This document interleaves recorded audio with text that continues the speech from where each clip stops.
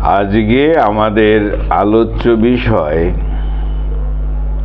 Collection of short stories, যার নাম men without women. Men without women, নারীবিহীন পুরুষরা, a collection of short stories by Haruki Murakami, a Japanese writer. Haruki Murakami is a Japanese short story writer, novelist, essayist. বন্ধুরা, আমার বলতে অনেকটাই অসুবিধা হবে, আমার চোখে যথেষ্ট প্রবলেম আছে, তাই বহু কষ্টে শুরু করেছি। দেখা যাক কতটা বলতে পারি। তাহলে এই Japanese writer Haruki Murakami, his writings are the mixture of reality with fantasy. তাহলে তার লেখা একটা মিশ্রণ, এর মধ্যে রিয়ালিটি যেমন রয়েছে, ফ্যান্টাসিও তেমন রয়েছে। The theme of his writings, বিষয়বস্তুগুলো হলো আর love, loneliness, frustration, depression, unhappiness, এরকম বিষয় নিয়েই তিনি বেশি লিখতেন। আর বিশেষ করে এই যে শর্ট স্টোরি কালেকশন, এর মধ্যে যে শর্ট স্টোরিগুলো রয়েছে, অবশ্যই এর মধ্যে লাভ, কিন্তু লাভের সাথে সাথে লোনলিনেস, ফ্রাস্ট্রেশন, ডিপ্রেশন, অর্থাৎ না পাওয়ার ব্যথা, বেদনা, যন্ত্রণা, এই নিয়েই men without women short story collection. আবার এর মধ্যে একটি গল্পও রয়েছে যার নাম মেন উইদাউট ওমেন। তাহলে শর্ট স্টোরি কালেকশন এটা, আর এটা লেখা হয় 2014-এ, পাবলিশ করা হয়েছিল ইন ইংলিশে, সেটা হলো 2017-এ। ইচ স্টোরি, প্রত্যেকটা গল্প, ফিচার্স এ ডিফারেন্ট প্রোটাগনিস্ট। বিষয়গুলো, যে থিমগুলো একই রকম, love and frustration, love and loss, কিন্তু তার যে প্রোটাগনিস্ট গল্পের, স্বাভাবিকভাবেই তারা আলাদা। They all show the common frustration. প্রত্যেকটা ক্যারেক্টার, তাদের মধ্যে হতাশা রয়েছে, যন্ত্রণা রয়েছে, এবং সেপারেশনের যে ফ্রাস্ট্রেশন সেটা রয়েছে। তাহলে মেন উইদাউট উইমেন ডিপিক্টস, বর্ণনা করে সেই সব পুরুষদের, men who try to cover up the sorrows of life after separation from women. নারীদের থেকে তারা স্বাভাবিকভাবেই দূরে চলে যায়, সেটা ইনসিডেন্ট হোক, ভাগ্য বিড়ম্বনা হোক, unable to move on alone. আর এবার নারীদের থেকে আলাদা থেকে এই পুরুষরা ঠিক একা যেন চলতে পারে না। Men spend the rest of their days, পুরুষরা তাদের পরবর্তী সময় বা দিনগুলো lamenting what they do not wish, অর্থাৎ তারা শোক করে, এটা তো তারা আশা করেনি, এইভাবেই রয়েছে। অর্থাৎ এই গল্প কথায় আমরা দেখতে পাবো যে একজন পুরুষের জন্য একজন নারী কতটা প্রয়োজন তার জীবন চালানোর ক্ষেত্রে, তার সুখ শান্তি সার্বিক ক্ষেত্রে। The collection of stories are about men which have lost women in their life. সেই সমস্ত পুরুষদের কথাই বলা হয়েছে যারা তাদের জীবন থেকে হারিয়েছে বা সেপারেটেড হয়েছে এই সমস্ত নারীদের দ্বারা বা নারীদের থেকে আলাদা হয়ে গেছে। এই যে কালেকশন এখানে শেয়ার করে ইটস টাইটেল, এর যে টাইটেলটা আর্নেস্ট হেমিংওয়ের যে second short story collection same নামেই রয়েছে, অর্থাৎ মেন উইদাউট ওমেন। এই কালেকশনের মধ্যে 7 স্টোরিজ রয়েছে, 7টি গল্প রয়েছে। যেমন প্রথম গল্প হলো ড্রাইভ মাই কার, দ্বিতীয় গল্প ইয়েস্টারডে, তৃতীয় গল্প রয়েছে অ্যান ইন্ডিপেন্ডেন্ট অর্গান, চতুর্থ রয়েছে একটি শর্ট স্টোরি শের ইজাস, উচ্চারণ বড় কঠিন। নেক্সট রয়েছে কিনো বা কিনো বলতে পারি আমরা। নেক্সট গল্প রয়েছে Samsa in love, R last গল্প হলো ম্যান উইদাউট ওমেন। এই নিয়েই গল্প কথা। প্রত্যেকটা গল্প ভিন্ন ভিন্ন চরিত্র রয়েছে, তবে বিষয়টা যেন এক, লাভ, লস, ফ্রাস্ট্রেশন এইসব। প্রথম গল্পের কথা বলা হলো, শর্ট স্টোরির কথা বলা হলো ড্রাইভ মাই কার। এখানে আমরা ক্যারেক্টার পাবো একজন কাফুকো, একজন উইডোয়েড বিপত্নিক অ্যাক্টর তিনি। এই কাফুকো কি করেছে, 24 years old মিসাকি আটারি, একজন মহিলা, তাকে ড্রাইভার হিসাবে, অর্থাৎ এই মিসাকির গাড়িকে ভাড়া করে নিয়েছে, এদিক সেদিক ঘুরবে। কে? অ্যাক্টর কাফুকো। তো যাই হোক, জাপানে মেয়েরাও এইভাবে গাড়ি চালায়, ড্রাইভিং এর কাজ করে। এই কাফুকো কোথায় যাবে? টোকিওতে ঘুরবে, অ্যারাউন্ড টোকিও। বেশ ভালো। এবার ডিউরিং দ্যার ট্রিপস, তারা যে যাচ্ছে, কাফুকো টেলস, কি বলছে, ওই ফিমেল ড্রাইভারকে বলছে অ্যাবাউট হিজ লাইফ, তার জীবন সম্পর্কে অ্যাজ অ্যান অ্যাক্টর হিসাবে ইত্যাদি বিষয়, and his last wife's extra marital affairs, এবং তার যে স্ত্রী কাফুকো, তার স্ত্রীর আবার অন্য পুরুষের সাথে সম্পর্ক ছিল, সেই সব নিয়ে গল্প টল্প হচ্ছে। কাফুকো গেভ ডিটেলস, সমস্ত কিছু বর্ণনা করলো, এবং তার যে ওয়াইফের যে লাভার ছিল তার নাম ছিল টাকাটুস্কি। এই কাফুকোর সাথে স্বাভাবিকভাবেই যে দ্বন্দ্ব হওয়া উচিত তাই হচ্ছিল। যাই হোক, আফটার হিয়ারিং হিজ স্টোরি, এই গল্প শোনার পর ওই ফিমেল ড্রাইভার মিসাকি,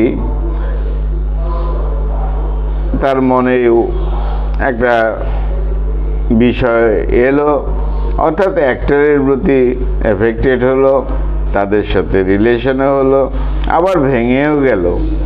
এইভাবে এই গল্পের মধ্যে সেই গ্রিফ, পাস্ট রিলেশনশিপ, এগুলো বর্ণনা হলো। অর্থাৎ এটাকে বলা হয় থিয়েটার ফিকশন। এই ড্রাইভ মাই কার, এটাকে বলা হয় থিয়েটার ফিকশন। তাহলে এইভাবে গেল। পরবর্তী গল্প যেটা ইয়েস্টারডে, এখানেও আমরা সেরকমই বিষয় দেখব, লাভ অ্যান্ড লস। এখানে তানিমুরা নামে একটা ক্যারেক্টার পাবো। তার বয়স যখন 20, সে কাজ করতো রেস্টুরেন্টে। তার এক বন্ধু ছিল কিটারু। এই কিটারুর আবার এক লাভার ছিল, তার নাম এরিকা। এই নিয়ে গল্প কথা শুরু। তো যাই হোক, এই দুই বন্ধুর মধ্যে কথা হচ্ছে, তানিমুরা আর হলো এই কিটারু প্রস্তাব দেয় যে তার যে প্রেমিকা এরিকা, তার সঙ্গে সে রিলেশন করতে পারে, ইত্যাদি ইত্যাদি ইত্যাদি। কিন্তু এই যে এরিকা মেয়েটি, সে কিন্তু অতটা ইচ্ছা প্রকাশ করেনি এই তানিমুরার সাথে সম্পর্ক রাখা। যাই হোক, এই তানিমুরা, এই বন্ধু, সেও অনিচ্ছুকভাবে রিলাক্টেন্টলি এগ্রিস, রাজি হয়ে গেল। যাই হোক, এইভাবে চলছে। তা মেয়েটি এরিকা, সে তো মনে করলো এটা আনফেইথফুলনেস, এরকম হবে কেন। যাই হোক, এই এরিকার সাথে তানিমুরার সাথে সম্পর্কও হয়ে গেল। কিটারও, এই বন্ধুটি কিন্তু এইসব অনুভব করছে, কিন্তু এই মেয়েটা কিটারুকে কিন্তু খুব ভালোবাসে। পরে আবার ভাগ হয়েও গেল, কিটারু একদিকে, তানিমুরা একদিকে, এরিকা একদিকে, আলাদাও হয়ে গেল। এরিকা ভালোবাসতো কিটারুকে। যাই হোক, 16 বছর পরে, অর্থাৎ তারা ভাগাভাগি হয়ে গেছে, যখন তাদের বয়স 30 বছর সবার, এই তানিমুরার সাথে একদিন এরিকার দেখা। এরিকা কি করছে, ওয়াইন টেস্টিং ইভেন্টে রয়েছে। যাই হোক, এবার তানিমুরা তো স্বাভাবিকভাবেই কিটারুর কথাও ভাবছে এবং তার কথা খানিকটা বলছে। এরিকার কাছে আসতে চায়। এরিকা তখনও সিঙ্গেল রয়েছে, কিটারু সেরকম সিঙ্গেলই রয়েছে, বিয়ে করেনি। তো আবার তাদের সাথে সম্পর্ক হওয়ার কথা হয় না। এই ধরনের একটা ফ্রাস্ট্রেশন নিয়ে এই গল্প কথা রয়েছে। পরবর্তী গল্প ইয়েস্টারডে। এখানে আমরা লক্ষ্য করব যে ওই প্রেম, ভালোবাসা, সেপারেশন, এই সমস্ত নিয়েই কথাবার্তা। এখানে একটা গল্প বিষয় রয়েছে, ওই রিলেশন বিষয় নিয়েই গল্প রয়েছে। পরবর্তী গল্প অ্যান ইন্ডিপেন্ডেন্ট অর্গান। এখানে যে ক্যারেক্টার, তার নাম Tanimura tells of a time in his life. Tanimura নিজের কথা বলছে, হোয়েন হি রেগুলারলি প্লেড। এই তানিমুরা আবার একটা খেলা খেলতো ওখানে, যে খেলাটা চলে গ্লাসের টেবিলের মধ্যে বল, স্কোয়াশ, ডক্টর টুকাই এর সঙ্গে খেলতো, যার বয়স 62 বছর। কে? তানিমুরা। এই গল্পের ক্যারেক্টার তানিমুরা। তা এই ডক্টর টুকাই একজন কসমেটিক সার্জন ছিলেন। এই ভদ্রলোক কোনো নারীর সাথেই তেমনভাবে দীর্ঘদিন চলতে পারতেন না, অর্থাৎ ব্যাচেলারই থেকে গেলেন, সুখ সংসার কিছুই হলো না। যাই হোক, পরে দীর্ঘ সময় আবার কোনো নারীর সাথে, একাধিক নারীর সাথে আবার সম্পর্কও হলো, রিলেশনশিপ হলো। সিরিয়াসলি এই ভদ্রলোক নিতে চায়, কিন্তু কাজ হয় না, ভেঙে যায়। ডক্টর টুকাই এইভাবে ফলস ইন লাভ, তার ভালোবাসা হয় 36-year-old এক ম্যারিড ওমেনের সাথে। আর তানিমুরাকে এই ডাক্তারবাবু জিজ্ঞেস করে এবং সব কিছু জানতে চায়। ডক্টরবাবুর যেন এই বিষয়ে আইডিয়া নেই, তানিমুরার যথেষ্ট আইডিয়া রয়েছে প্রেম বিষয়ে। যাই হোক, এই নিয়ে গল্প কথা। তো এইভাবে গল্পগুলো হচ্ছে, প্রত্যেকটা গল্পের বিষয় আলাদা। এখানে দেখা যাবে যে ইন্ডিপেন্ডেন্ট অর্গান যেটা বলা হয়েছে, যে এই নারীরা হলো পুরুষদের একেবারে বিশেষ বিশেষ অঙ্গ। পুরুষদের সুখ শান্তি, সংসার জীবন, ফিজিক্যাল মেন্টাল রিলেশন ইত্যাদি সব কিছুই নারীময়। তাদের ছাড়া চলে না, এমন কিছুই ব্যাখ্যা করা হয়েছে। এখানে পরবর্তী যে গল্পটা শেহর-ই-এজাদ, এখানেও সেই একই কথা, প্রেম ভালোবাসার গল্প, কিন্তু নারীদের ইম্পর্টেন্সটা বেশি করে দেখানো হয়েছে। তো এখানে হেবারা বলে একটা ক্যারেক্টার রয়েছে। এই শেহর-ই-এজাদ হলো সে একজন নার্স, তাদের সাথে প্রেম ভালোবাসা ইত্যাদির সব বিষয়গুলো রয়েছে। এবার আমাদের যেটা টাইটেল, সেটা নিয়ে তো আমরা কথা বলবোই। তার আগে কিনো, এই গল্পের মধ্যে আমরা দেখব কিনো সে কি করছে। তার রিটায়ারিং এক আন্ট রয়েছে, তার সাহায্যে সে একটা বার খুলে ফেলেছে। সেই বারে স্বাভাবিকভাবেই তার ওয়ার্কার্স, তাদের সাথে অনেক নারীদের সম্পর্ক ইত্যাদি।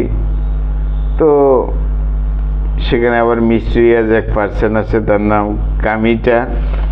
এইভাবে গল্প কথা শুরু। সেখানে বিভিন্ন জনের সাথে সম্পর্ক হয়, কিন্তু সেই সব সম্পর্কগুলো কোনোটাই সঠিকভাবে চলে না। সেখানে ওই একই কথা, প্রেম ভালোবাসা ইত্যাদি নিয়ে। নেক্সট গল্প সামসা ইন লাভ। সেখানে আমরা দেখব গ্রেগর সামসা, তাকে নিয়ে গল্প।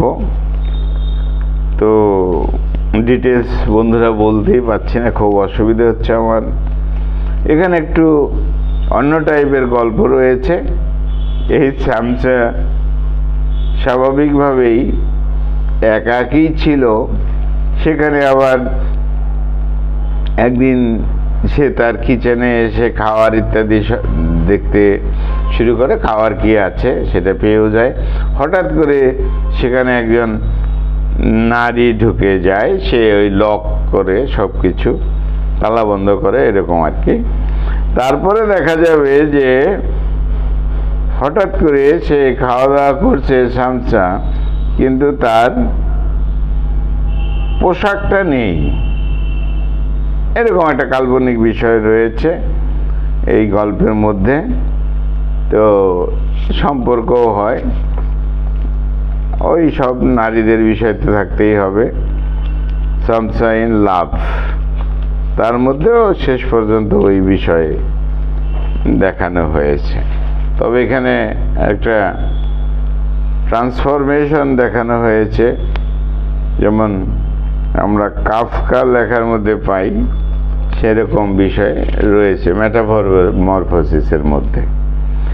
এবার আমাদের যেটা টাইটেল মেন উইদাউট ওমেন, তাহলে এখানে সব কিছু সব গল্পের মধ্যেই ম্যান উইদাউট ওমেন কথাটা রয়েছে, কিন্তু নারীদের ছাড়া পুরুষদের চলছে না, এটা দেখানো হয়েছে সব গল্পেই। এখানে পার্টিকুলারলি যে গল্পটা ম্যান উইদাউট ওমেন, এখানে অ্যান আননেমড ন্যারেটর, এর আননেমড ন্যারেটর বক্তা বেনামি হঠাৎ করে রিসিভস এ ফোন কল পেয়ে গেল in the middle of the night, মধ্যরাত্রে হঠাৎ করে ফোন কল বেজে উঠছে। এবার সে অনুভব করতে পারলো যে এই যে ফোন কলটা রাত্রিবেলা এসেছে, তাকে ডাকছে, এ হলো তার যে ভালোবাসার মানুষটি ছিল, নারী ছিল, সেই অর্থাৎ প্রেমিকা, সেই প্রেমিকার যে বর্তমান হাজব্যান্ড সে ফোন করেছে, অর্থাৎ যাকে সে এম বলে ডাকত, এম অনলি এম লেটার বলে ডাকত, সেই এম অর্থাৎ লাভার, প্রাক্তন লাভার মেয়েটি কমিটেড সুইসাইড, আত্মহত্যা করেছে। এই খবর কে দিচ্ছে? ওই মেয়েটির যে বর্তমান নাবিক হাজব্যান্ড, সে কাকে দিচ্ছে? যে তার ওয়াইফের যে প্রেমিক ছিল, এই আননেম নেরেটর, তাকে। সাংঘাতিক বিষয়। তাহলে এই কলারটা ছিল কে? Aims husband. ওকে, এইভাবে শুরু হলো গল্প। এবার নেরেটর তো চিন্তা করছে সাংঘাতিকভাবে, 14 বছর আগের, অর্থাৎ দে ওয়ার 14, যখন তারা 14 বছর বয়স, তাদের জুনিয়র হাই স্কুলে পড়াশোনা করত, সেই সময় তাদের প্রেম, তারপর কে কোথায় চলে গেছে, বিয়ে হয়ে গেছে নাবিকের সাথে ইত্যাদি, আবার একাধিক সেলারের সাথে সম্পর্ক ছিল, এরকম বিষয় রয়েছে। যাই হোক, আর এখন সুইসাইড করেছে সে, সেই খবর নিয়ে রাত্রিবেলা এসেছে। এই নিয়েই শুরু হয়েছে গল্প। এর মধ্যে লেমেন্টেশন রয়েছে, কনফিউশন রয়েছে, মিস্টিরিয়াস ব্যাপার রয়েছে, লাভ অ্যান্ড লসের ব্যাপারটা রয়েছে। স্বাভাবিকভাবেই দুজনেই হতাশ, হাজব্যান্ডও হতাশ, প্রেমিক যে ছিল সেও হতাশ। এইভাবেই শেষ হয়েছে ম্যান উইদাউট ওমেন। তাহলে এখানে যে বলা হয়েছে যে আমাদের Haruki writer, short story writer, তিনি প্রেজেন্ট করেছেন সিরিজ অফ স্টোরিজ এখানে, এবং এখানে বিভিন্ন ক্যারেক্টারের মাধ্যমে ছোট ছোট গল্প। তবে এই গল্পগুলো মেলাঙ্কলিক, এখানে মেলাঙ্কলিক স্টোরিজ রয়েছে about man dealing with loneliness, isolation, এই সমস্ত জিনিসগুলো রয়েছে। অর্থাৎ এখানে যে ক্যারেক্টার্সগুলো, সেগুলো রিফ্লেক্ট করেছে বেশি অন দেয়ার পাস্ট রিলেশনশিপ, অতীত সম্পর্ক, এবং ইনার কনফ্লিক্ট, একটা দ্বন্দ্ব, মানসিক দ্বন্দ্ব ইত্যাদি, স্বাভাবিক যা হওয়া উচিত এরকম বিষয় নিয়ে। অর্থাৎ দেখানো হয়েছে যে এই পুরুষদের লাইফ নারীদের ছাড়া যেন মিনিংলেস। এই যে কালেকশনটা, শর্ট স্টোরি কালেকশন, এটা ক্যারেক্টারগুলোর মধ্যে একটা কমপ্লেক্সিটি দেখানো হয়েছে। এটা যেন complexities of human emotion and connection. এটা প্রত্যেক মানুষেরই যন্ত্রণার কথা, আবেগের কথা, জীবনের কথা তুলে ধরা হয়েছে। অর্থাৎ মূলত গল্পগুলোর মধ্যে মেন উইদাউট ওমেন, এখানে পুরুষদের কতটা ইম্পর্টেন্স নারীদের, সেই বিষয়টাই বলা হয়েছে। সঙ্গে সঙ্গে এটাও বলা হয়েছে যে নারীদেরও রয়েছে, কিন্তু টাইটেল আমরা বুঝবো, টাইটেলের মধ্যে যে পুরুষরা উইদাউট ওমেন, অর্থাৎ নারীবিহীন সেই পুরুষরা। যাই হোক, সার্বিকভাবে এখানেও যেন ইনডাইরেক্টলি পুরুষদেরই গুরুত্ব দেওয়া হয়েছে। তো বন্ধুরা, আমার বলার খুব অসুবিধা হলো, খুব সাংঘাতিকভাবে। আমি ঠিক ভালোভাবে কাছে দেখতেই পাচ্ছি না। একটু ভুল ত্রুটি হলে পরে ক্ষমা করে দিও নিজ গুণে। আর পরবর্তী ভিডিও দিতে একটু তো দেরি হচ্ছেই, অসুবিধা হচ্ছে, কেন আমার একটু অপারেশন করতে হবে চোখের। সেই জন্য খুব ইচ্ছা যে তোমাদের সব নোটগুলো দেব, কিন্তু পারছি না। তো অসুবিধা যেটুকু হচ্ছে, আফটার অপারেশন আশা করি ভালো হওয়ার পর আবার দেব। তো চেষ্টা করছি, খুব কষ্ট হচ্ছে। অপারেশন ছাড়া উপায় নেই। প্রবলেমের মধ্যে কি পর্দা পড়ে যায়, আমি তো দীর্ঘদিন ধরে মেডিসিন খেতে হয়, আমার স্ট্রোক হয়েছিল, সেই জন্য দীর্ঘদিন মেডিসিন খেতে খেতে আমার চোখে নাকি একটা পর্দা পড়ে গেছে, এখন এটা অপারেশন করতে হবে, আদারওয়াইজ খুব মুশকিল, আর আমি সেজন্য দেখতেও পাচ্ছি না, খুব অসুবিধা হচ্ছে। যাই হোক বন্ধুরা, ব্যক্তিগত কথা না বলাই ভালো। তোমরা খুব ভালো থেকো, খুব ভালো থেকো। Men without women. বন্ধুরা খুব ভালো থেকো, আমার চ্যানেলটা সাবস্ক্রাইব করো। Thank you.